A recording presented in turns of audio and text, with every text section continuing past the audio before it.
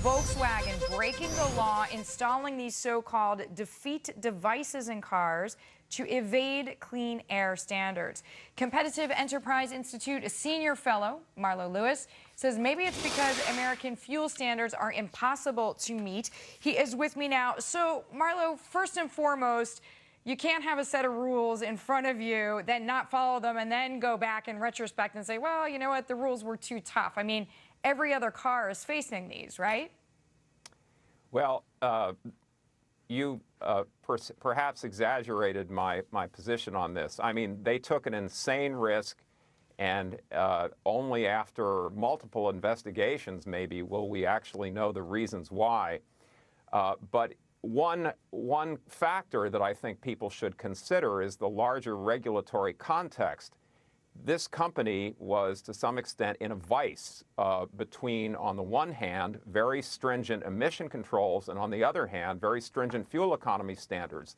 The purpose of these defeat devices was to give customers all the fuel economy and performance they paid for without making the car cost too much for them to buy. And so that they cheated on one set of standards in order to comply with another. And so maybe we also need to rethink the fuel economy standards, for example, so that companies aren't tempted to do this sort of thing.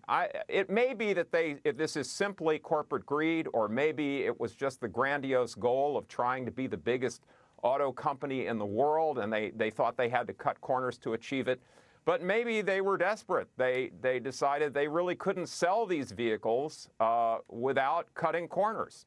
Okay, so to your point, which is a wise one, there will probably be A, more information to come out, and B, there is a context to be considered, but there are other car companies, to my previous point, which are dealing with the same thing. So either you're saying they are going to come up and shown to be liars as well, or I hear what you're saying, maybe the EPA needs to adjust. But either way, if you're not meeting targets, it seems like it's a bad idea to lie. Oh yeah, definitely. And of course, you know, it could be that Volkswagen is an outlier, as has been said, but maybe this is the tip of an iceberg. And remember, we're talking here about diesel cars, which it's very hard to reduce emissions on diesel engines, or it's harder than it is in gasoline engines, and maintain fuel economy. One way it can be done, but it involves adding a piece of technology called a urea tank, which can increase the cost of the vehicle by $5,000 to $8,000. So Volkswagen was bragging that these clean diesel vehicles are affordable, and so, with a technology that depends on computerized emissions controls. And that's exactly what they tampered with in order to cheat.